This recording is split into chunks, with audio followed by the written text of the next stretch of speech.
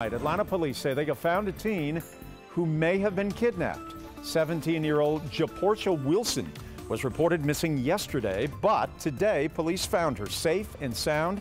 She's doing fine and is in southwest Atlanta. Investigators tell us her mother told them she may have been kidnapped.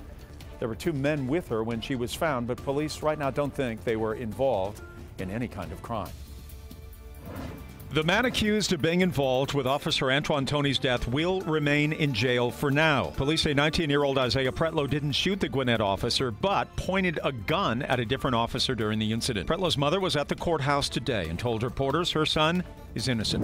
A 5-time felon is going to prison for life for shooting and killing a man at a popular Fulton County bar. Tory Bowman shot Alec Price outside the Mother Bar on Edgewood Avenue. Video showing it all started when the two accidentally bumped into each other inside the bar. Bowman and a friend waited for the victim to leave, then opened fire. It has been a tragic week at school bus stops nationwide. At least 8 children have been struck by cars as they waited to board the bus to school. 5 of those children died. Many of these simply should not have happened. Distracted driving is basically driving with your eyes closed. Experts say many drivers are paying more attention to their iPhones than the road. And last year alone, more than 15 million drivers passed buses when they were stopped with lights flashing and the stop arm extended.